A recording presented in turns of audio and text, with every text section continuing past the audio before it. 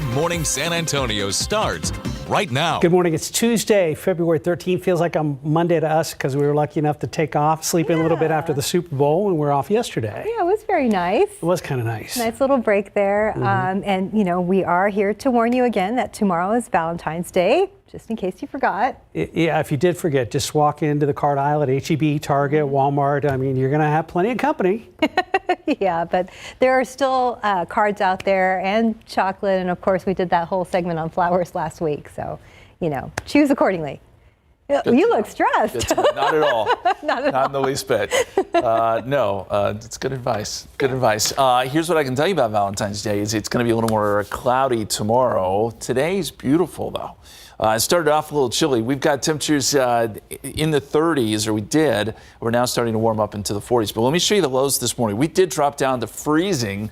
Honda 32, Kerrville 30, Fredericksburg 31, 35 here in San Antonio. So definitely jacket weather when you sent the kids to school this morning, but they probably won't need it this afternoon. It's one of those days where we'll see a big swing in temperatures, clear skies, dry air.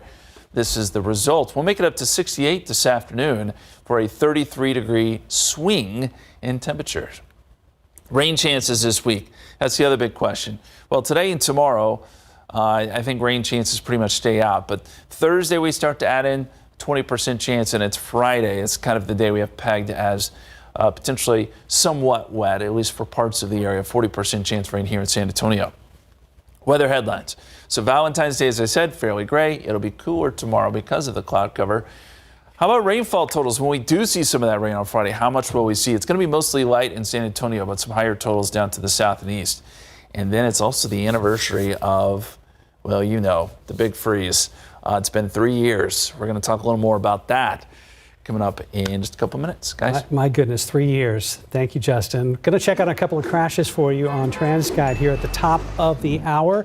One of the first ones we're looking at is I-10 westbound at Probant. Looks like SAPD and at least one TxDOT Hero truck is out there. And we've got another one we're watching. This is at 410 eastbound at San Pedro. Looks like the entrance ramp is currently blocked by one of the Hero trucks that those vehicles or vehicle on the right shoulder there, just past that entrance ramp. But kind of a tricky spot there as folks are exiting 410 to get on 281 north or southbound. Yeah, but at least some of the traffic is still moving in that area. For now, let's look at today's 9 at 9. Bond was reduced for the second suspect in the murders of Savannah Soto and Matthew Guerra. 53-year-old Ramon Preciado originally had bonds set at $100,000 and $500,000 for abuse of a corpse and altering, destroying, or concealing a human corpse. However, his attorney argued that his bonds should be lowered because of financial troubles and health issues. His total bond now stands at $450,000. Students at 15 SAISD schools set to close can accept their newly designated school or choose a campus of their choice. However, that decision must be made by this Thursday. District officials say around 800 families have picked a campus of their choice. However, 971 families have not made a final selection. Of those 971, SAISD says 280 have told the district that their child will not return to the district next year. A key inflation gauge out today helps us understand how the economy is doing. The latest consumer price index shows consumer prices rose 3.1% in January compared to a year ago. The CPI looks at a collection of typical household goods and services and how their prices change over time. While it wasn't as big of a slowdown as expected, it is still welcome news for the Federal Reserve as it weighs interest rate cuts. After bombshell remarks this weekend, former President Donald Trump is doubling down on saying he would not protect NATO members from future attacks if those countries failed to invest enough on their own national defense. Many from both sides of the aisle are denouncing how Trump also encouraged Russia to attack those U.S. allies. President Biden calling those comments appalling and dangerous. And Trump's Republican rival, Nikki Haley, is also blasting his comments. Earlier this morning, the Senate passed the $95 billion foreign aid bill with assistance for Ukraine and Israel, setting up a showdown with the House and Speaker Mike Johnson. Johnson has criticized the legislation, saying it fails to meet the mandate of securing America's borders. This impasse represents a fundamental disagreement between Republicans and Democrats. If it seems like you're not seeing as many choices when you go shopping, that's on purpose. Retailers and product makers have been working on selecting the amount of choices to make things more simple. One recent example, Coca-Cola discontinuing around 200 different drinks. Apple is testing out a virtual card number for Apple Cash users. The number can be used for online shopping even when Apple Pay is not available. That means the prepaid debit card would essentially offer the same functionality as the Apple credit card. Today is Mardi Gras, which is French for Fat Tuesday. It's a day of indulgence ahead of the restrictions of Lent. In the U.S., massive celebrations with parades, street parties, masked balls, and other events are held in New Orleans and Mobile, Alabama. They are also held internationally in Venice, Rio de Janeiro, and elsewhere in what's called Carnival. Fat Tuesday always lands 47 days before Easter and a day before Ash Wednesday. The Spurs snapped their 7-game losing streak last night, and Wemby has become the first rookie since 1990 to score a triple-double with blocks. He finished last night with 27 points, 14 rebounds, 5 assists, and 10 blocks against the Raptors. His previous career high of blocks was 8 back in November. He leads the NBA in that category. And that's today's 9 at 9.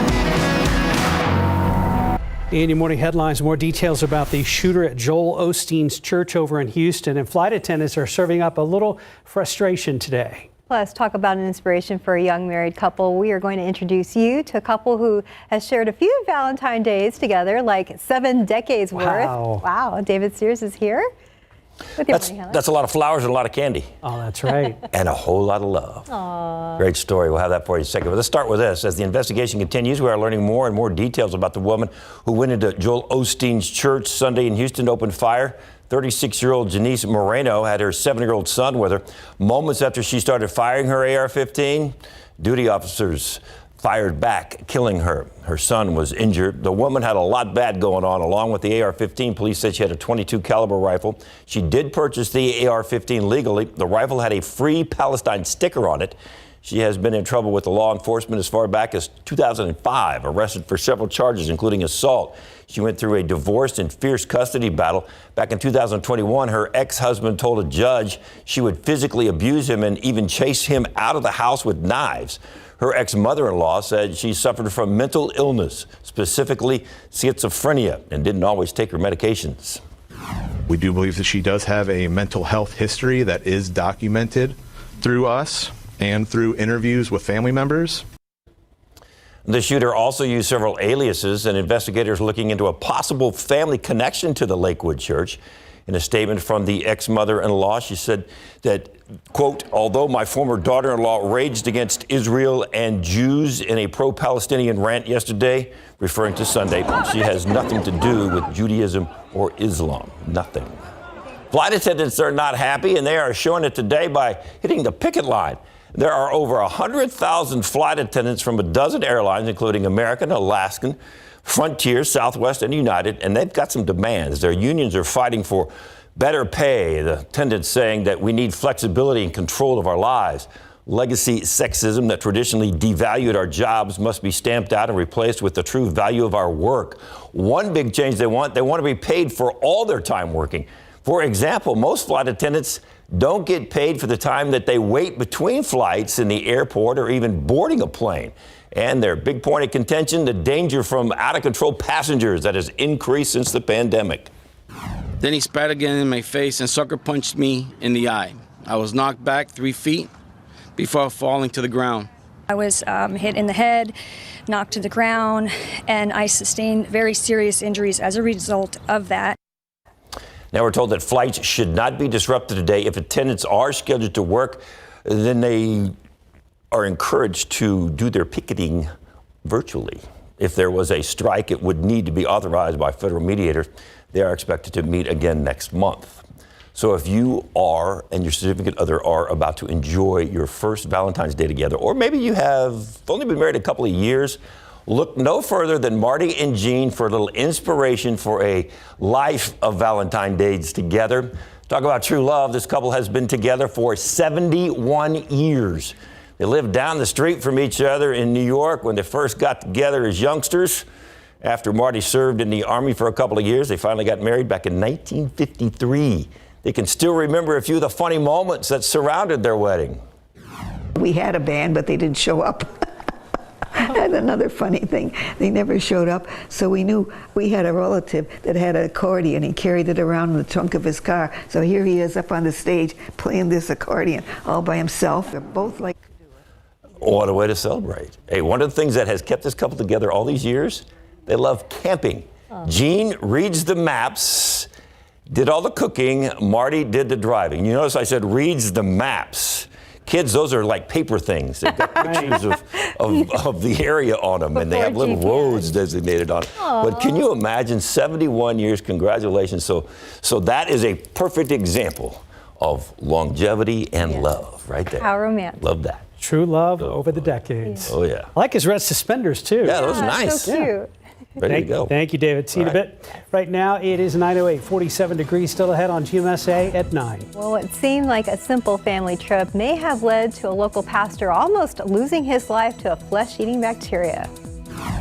I know you're religious, and I said, well, I have faith in God. And he said, well, you need to pray, because this is as worse as it gets. And how lucky this local pastor is and how he's doing now.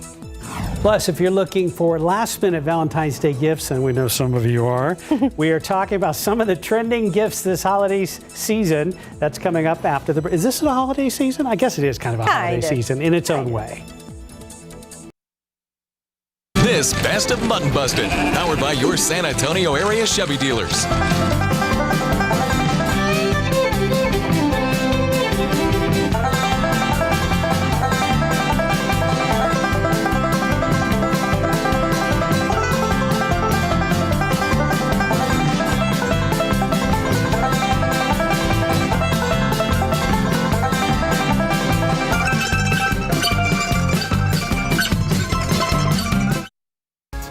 Man, I always think those little Wranglers are so darn cute. Yeah. Keep forgetting jeans come in that size. It's a good time. San Antonio Stock Show Rodeo continues, and if you're heading out there today, here's a look at some important information. Fairgrounds will be open until 11 p.m. tonight. Carnival opens at 4 p.m. Admission is $15 for adults, $5 for children and seniors. Military members can get in for free with their military ID. Got to have that. And performing after the rodeo tonight is Mr. Robert Earl Keene. Very nice. And in case you are wondering when the deal days are for the rodeo, here's a look at some of them. This Thursday, next Monday, and next Thursday are all $2 days. So that means that guests can receive $2 admission, $2 rides, and $2 select food items in the carnival.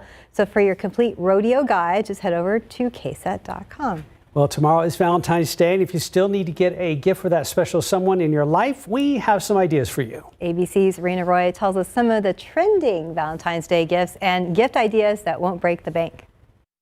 Consumers are ready to spend big on Valentine's Day this year to the tune of more than $25 billion, according to the National Retail Federation. If you haven't bought a gift yet for that special someone, shopping expert Trey Bodge from TrueTrey.com has some ideas about what's trending this year. Experiences have become very, very popular, especially with millennials and Gen Zers.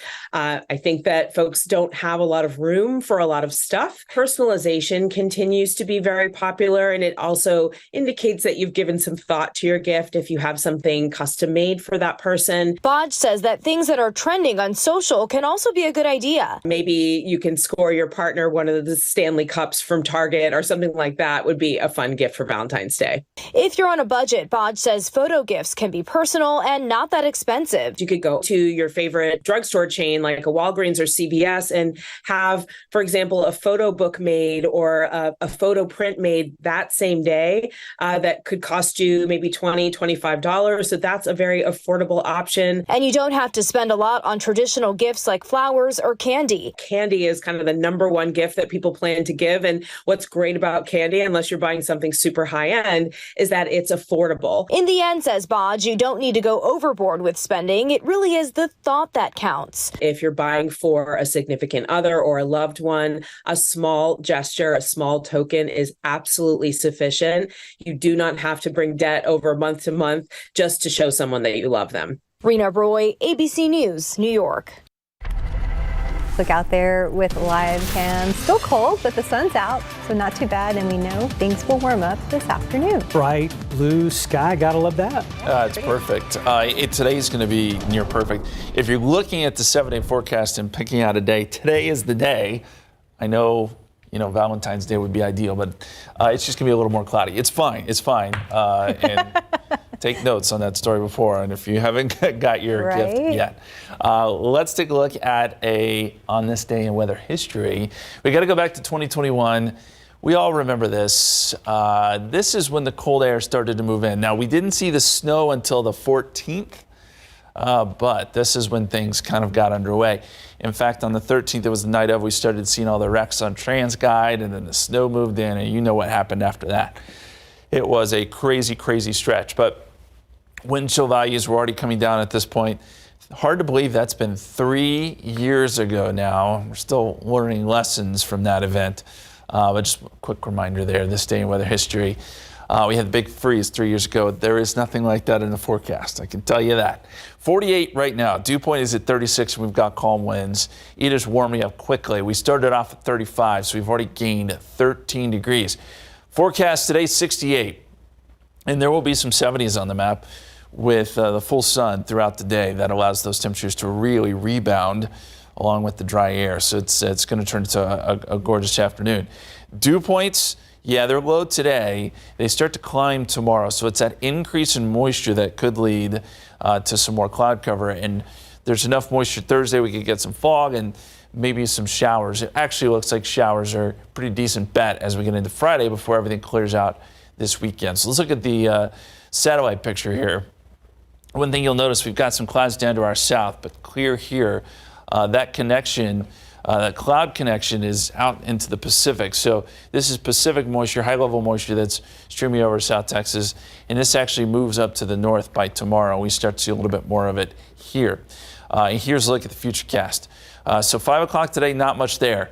But by tomorrow, not only do we have some of those high clouds, but we're going to start to get some low clouds too as that moisture returns. So that's why I was talking about it being cloudy on Valentine's Day. It just is what it is. But no rain. Thursday, we start off with some fog, cloud cover for sure, and maybe a shower or two. But it's Friday as an upper-level storm system moves to our south. It throws some moisture and some showers in our direction. Now, the question will be on Friday, how far north does this rain make it? It's going to be one of those situations where if you're in the hill country, you're probably not going to see much at all. If you're south of San Antonio, you could see some pretty decent rain. We're going to be right on the dividing line here in San Antonio. This is noontime Friday. You see some showers. And then a front works through late Friday evening and Saturday morning, and that will clear everything out. But it turns windy on Saturday, and it's possible that clouds stick around. So it's going to be a pretty cool day, I think, on Saturday with wind chills potentially in the 40s throughout the day. Rain chances this week, I'm going to put Friday as our best opportunity, 40%. Again, as you go south, those rain chances go up. As you go north, those rain chances come down. And that's the way the rainfall potential looks too. I mean, probably here in San Antonio, we're talking about 1/10 of an inch. As you go south of town, though, 1/2 inch to 1/4 inch to 1/2 inch. And then you get down towards Corpus Christi and Brownsville, they can be looking up to 1 to 2 inches of rain. That's just where the better lift will be down to our south. So the extended forecast, we'll go 62 tomorrow, mostly cloudy, 69 Thursday, 63 on Friday, coolish with that chance of light rain. Front comes through. Right now, it looks like the highs on Saturday are going to struggle to get out of the 40s. So we're going to go 49, again, wind chill values in the 40s all day, and then maybe a light freeze Sunday morning down to 32. At this point, President's Day looks good, 68 and partly cloudy. A lot going on that forecast. Yes. Very busy. It is, I guess, second round of holidays here that we got going on. It is a lot. Yeah. But I'm looking at the light at the end of the tunnel as far as the temperatures. Yeah, it'll be nice by Sunday. All right. Yeah. Thank you, Justin. Yeah. 9:20, 51 degrees. And when we come back, how a local pastor is lucky to be alive right now after contracting a flesh-eating bacteria.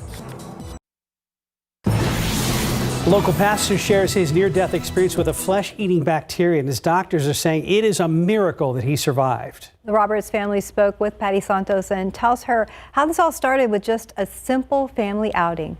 Saturday in the park. Doug Roberts lives life with zeal and joy. You never know what tomorrow holds. And so, boy, just treat each day like life is precious. Now, even more so after coming close to death. That's him 8 months ago, preaching at Calvary Temple Assembly of God Church. It is, of course, Pentecost Sunday, which... Days later, he was in intensive care, fighting to survive an exposure to a flesh-eating bacteria. Doctors at the emergency room told his wife, Janet, to expect the worst. He looked at me and said, it's going to be his leg or his life. He said, I know you're religious. And I said, well, I have faith in God. And he said, well, you need to pray because this is as worse as it gets. It's hard to say exactly where he got it. His best guess, at a theme park where he says a large bruise appeared on his left thigh after a ride. The day after that, then it started really getting dark and starting to blister. Roberts was told the disease was traveling an inch an hour on his body, even shutting down his kidneys. Typically, we're talking about the severe cases that rapidly progress in hours to days and become life-threatening. Infectious disease doctor Dwayne Hosmenthal explains flesh-eating bacteria are rare. Some come from ocean or brackish water. Others live on surface, but they enter through open wounds. 4 months later, Roberts was back on the pulpit praising the medical team who helped save his life. Oh, it's wonderful to be back. Now he says the experience has tested and strengthened his faith. I haven't met anyone yet that hasn't faced some amount of tragedy in their life. And it really, if you have faith and you have a relationship with God, that will pull you through. Patty Santos, KSAT 12 News. It's now 9:26, 51 degrees, and there is much more ahead on GMSA at 9. Including this disturbing video of a man throwing another man down an escalator at a local mall. Now police are hoping you can help them catch the suspect. And it was a historic night for Victor Wembanyama last night as the Spurs broke their losing streak against the Toronto Raptors. David and RJ will be back with Morning Sports. Welcome back. Let's check in with our friends, the flamingos. They're in the water this morning, enjoying the sights and sounds of the zoo before Valentine's Day. Getting their vitamin D on this sunny Tuesday morning. It really is a great day to go to the zoo today. Getting a little pinker, maybe. Yeah, the sun is out. It is a great day to head out to the zoo. In fact, it's near perfect. We're going to see sunny skies and temperatures in the 60s, close to 70 this afternoon. Let's take you back outside. Blue skies. As we look out over the airport, it doesn't get much better than that with regard to views. 48 degrees right now, 48 in New Braunfels. We're up to 50 in Boerne. Very rarely is Boerne the warmest temperature, but there you go. Warming up there thanks to the dry air and full sun. Pollen count is in. Molds, that's all we got. And they're low at 260, so maybe we've officially lost Mountain Cedar. I can't say that for sure, but we always say that Valentine's Day is the unofficial end of cedar season. Looks like it'll hold true this year. Cedar numbers have been very, very low, if there at all. KSAT 12-hour forecast, noontime 60. We make it up to 68 this afternoon. Sunny, southeasterly winds 5 to 10. Just know that clouds will be on the increase tonight. And by tomorrow, we're going to see a lot more clouds for your Valentine's Day. What about the rain? We're going to time that out, look at potential totals once again coming up here in just a couple minutes, guys. Justin, thank you very much. In Uvalde, crews will finally begin construction on a new elementary school next week. The superintendent made the announcement during last night's school board meeting. UCISD broke ground on the replacement for Robb Elementary School nearly 4 months ago, but the district still needs money to finish the project. They're about $20 million short. Right now, the district is working with the Uvalde Moving Forward Foundation to raise money. For nearly a month, our KSAT Investigates team has been poring over the Department of Justice's report into the Robb Elementary School shooting. The report listed 10 missed opportunities that law enforcement could have and should have stopped the killings. Instead, children and teachers were trapped and terrified while a man armed with an AR-15 kept shooting for over an hour. Our team has watched hours of body camera video and are bringing you those 10 moments on screen. Lost two pins. When you start shooting, we're going to get more kids. We already have those. That's what I'm saying. You're right. I hate to say, we have to put those aside right now. And we're going to have the full KSAT Investigate story from multiple angles tonight at 6:30. In other news, San Antonio police looking for the people involved in pulling a man down an escalator at North Star Mall. This is the video everybody's talking about today. It happened back on January 27th inside Dillard's. You see that surveillance video, and if you recognize either the man or woman shown here, the victim slammed his head against the stairs of the escalator and had severe injuries to his body. If you have any information about this incident at Dillard's at North Star Mall, you're asked to call SAPD's Homicide Unit 210-207-7635. They're looking for those two people in red circles on this video. Well, the San Antonio Spurs put an end to their losing streak, and Wemby showed up big time. Big time, for sure. David is back with RJ to talk about last night's win against the Raptors. I brought stat sheets this time because we got lots of stats. Okay. Good. I mean, we got stuff to talk about today. Yeah. You know, David, my voice has been a little off, so I wrote down one word right here. I don't know if we could zoom in. Historic. That's what this was from Victor Wembanyama. Historic right there. Victor Wembanyama, yes. 29 minutes. Only 29 minutes. Yes. He had 27 points, 10 block shots, 14 rebounds, triple-double from Victor Wembanyama. Yeah, David, it was really impressive. And you know what? Here's what I think one of my biggest sticking points has been.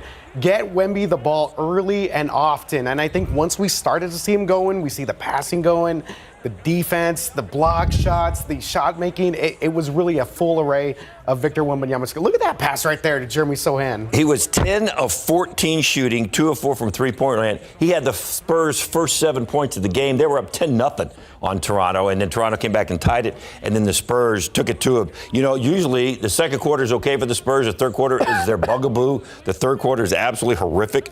They outscored the Raptors 36-25 in the third, and Wembanyama had like 6 block shots in the third quarter alone.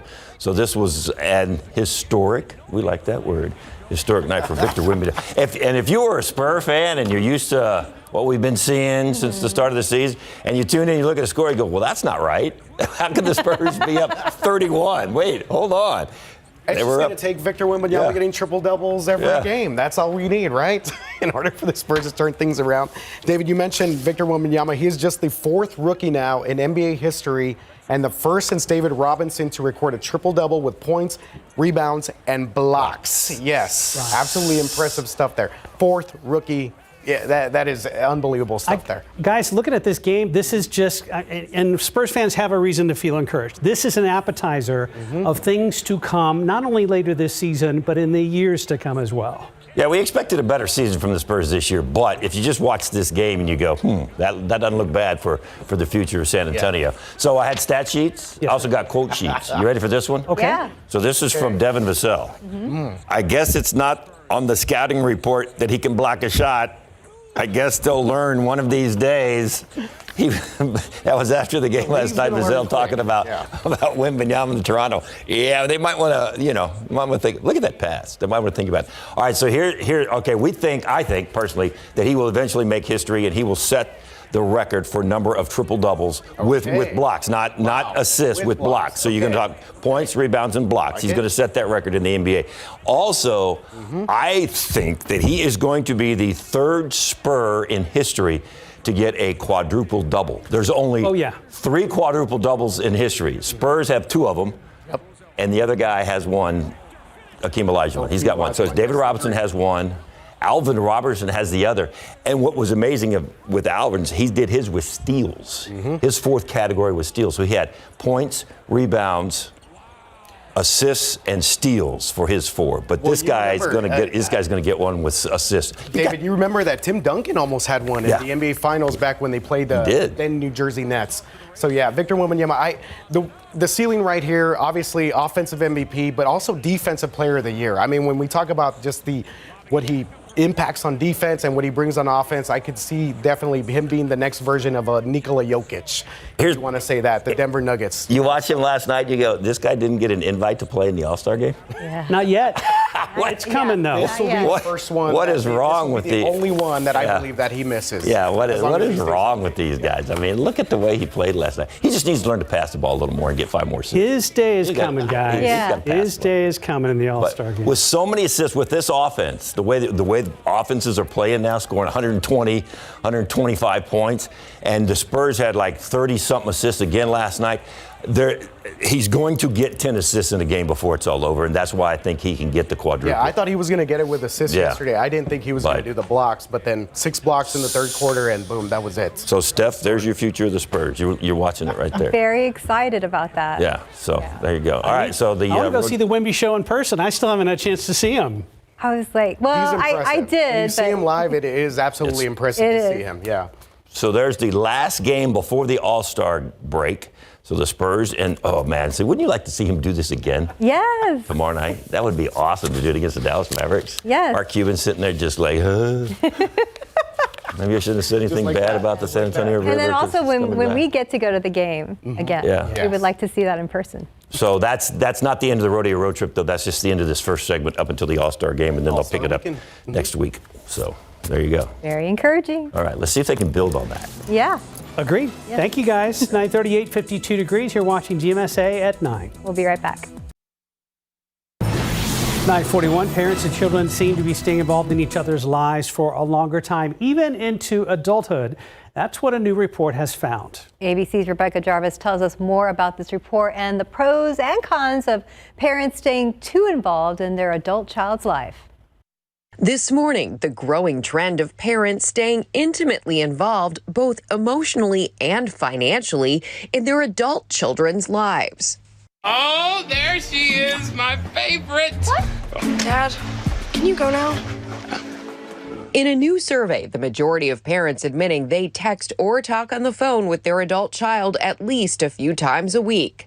Adriana Garrica says her input is helping her 19-year-old daughter Mia enter adulthood. I think the more that we help them think on their own and also have that confidence that life is an experiment. If she feels that she has to come to me for every decision or every relationship, then I'm not doing my job. And while fewer than half of young adults 18 to 34 surveyed admit they're financially independent from their parents, 69% say it's how they prefer things. 9 in 10 parents rating those same relationships as excellent. A lot of parents, we feel the need to be needed versus wanting to be wanted. And we have to really make peace with that idea that it's okay for our kids not to need us on a day-to-day basis. Bobby Rebel's stepdaughter Ashley admits that need should not come at the cost of her independence. I definitely don't wish they were more involved, just because they can be if I ask them for that help. Experts suggest there can be both pros and cons to parents staying too involved in their adult child's life. If you're communicating to your child at any age, I'm involved, but I believe that you can cope, then I think that's really positive involvement that's going to help them to thrive. This is interesting, and I'm experiencing this right now. You guys still have young children, but that role changes. They say, remember when our parents are like, oh, once a parent, always a parent. Yes. Sure. It is so true, and it's hard to turn that off. My son got his degree, came home to do flight training to become an airline pilot. Yeah. So he's home right now. And as a 23 or 24-year-old guy, I imagine there's times where it seems like I'm nagging like the dad again. And I tell myself, I'm sorry. It's tough to stop doing. Yeah. I can only imagine. Yeah. I already, I just hope I make the right decisions when we get to that point. You guys will, I'm sure. I still want to wrap my children in bubble wrap. So. I know, I do too. I've tried that. He runs. He runs. And now being almost in his mid-20s, he's much faster than me. That's fair. Well, good for him. Yeah. Interesting study for sure. Yeah. Let's go outside with live cam. We got blue skies right now. It is a beautiful, beautiful day. It was a little chilly this morning, yes, but it is warming up quickly. We're already in the 50s now after starting off at 35. And I want to start with the Valentine's Day dinner forecast. If you're planning it out, nice restaurant. So appropriate. Roses are red. You are like heaven. Today's forecast. That doesn't even rhyme. I don't know where that I didn't write that. That's okay. You get an E for effort. I'm not sure what that is. 62 is what we're calling for tomorrow with mostly cloudy skies. Should be a good Valentine's Day, other than, as I mentioned earlier, it's going to be a little gray. And here's why. We've got dew points that are starting to rise.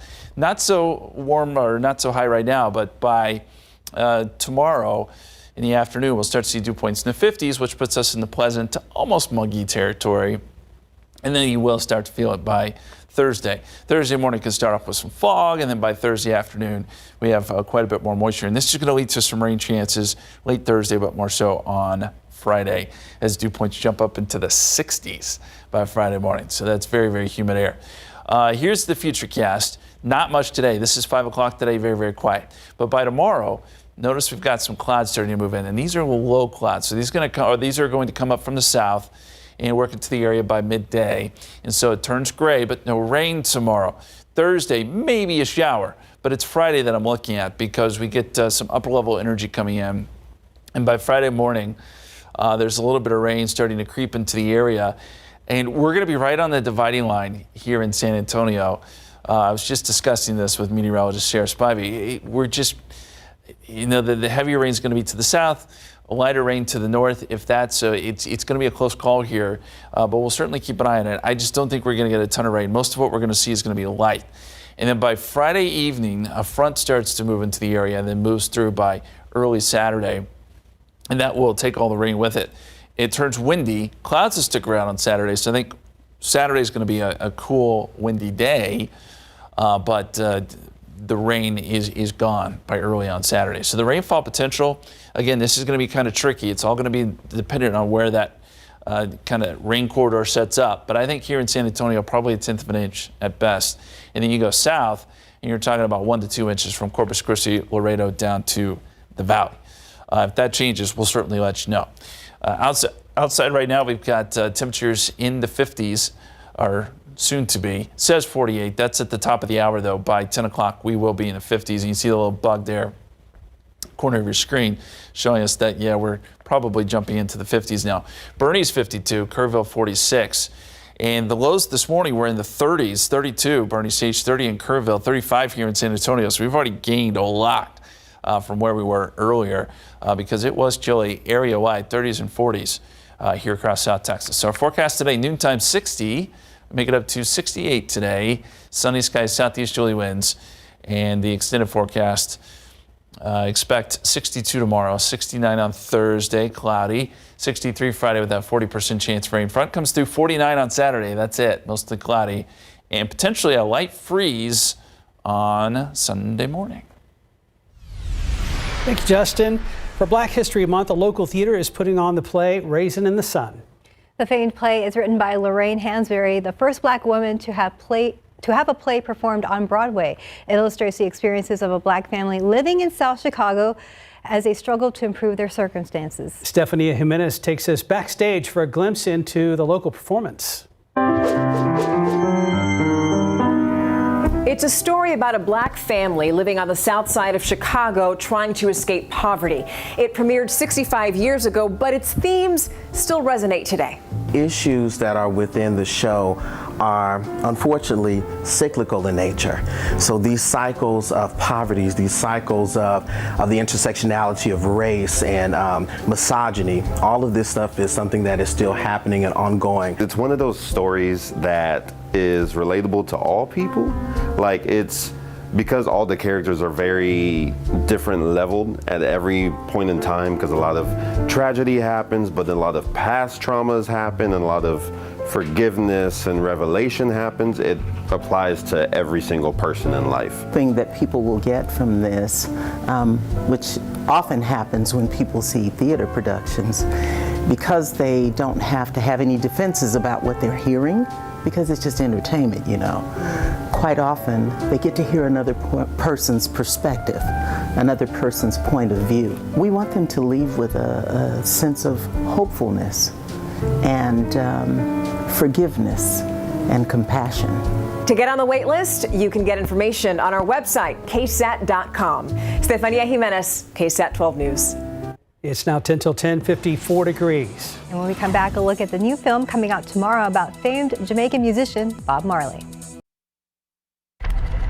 Coming up tomorrow on GMSA at 9, it's a brand new edition of Science with Sarah. Tomorrow, Sarah Spivey and David Sears will be out at Lamar Elementary School with a group of third graders. And since it will be Valentine's Day, their experiment will be done with conversation hearts. So tune in for that and much, much more tomorrow on GMSA at 9. It's going to be awesome.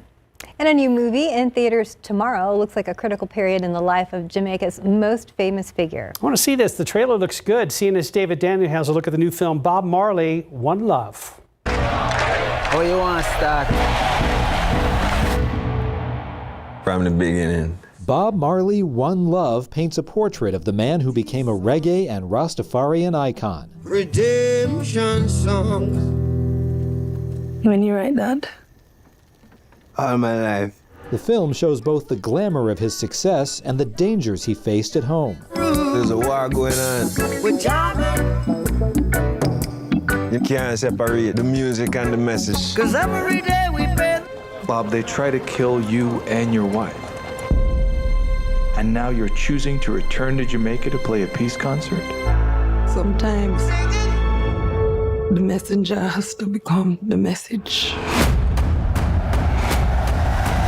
Stars Kingsley Benadir and Lashana Lynch spent a lot of time with the Marley family. Everything I learned about Bob was through them, with them, and also Bob's friends. Guys who grew up with Bob, who knew him before he was famous. They delivered because they did the homework. They knew the challenge that this movie was going to be. They knew the importance of the film. What was it like to be in the room with him at that time? I wanted the film to feel like we got a VIP ticket into his life, into the recording studio, into his bedroom. How did he write music? Did he do it with a pen? Did he do it with a guitar? Producer Ziggy Marley, Bob's son, worked to ensure the film's authenticity. We could have went to some other island and set it up or whatever, but Jamaica, to be real authentic to Bob, and I don't think he would have it any other way, or Jamaicans would have it any other way. There's no movie without the family and without the Jamaican cast and everyone, you know. I want the world to change.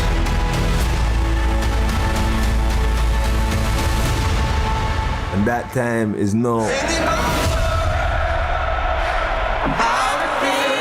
In Hollywood, I'm David Daniel. Even Santikos is like, don't worry about a thing, right? After their technical problems. Hey. Oh, no. That's what's now. 68 today, sunny skies, 62 tomorrow and cloudy.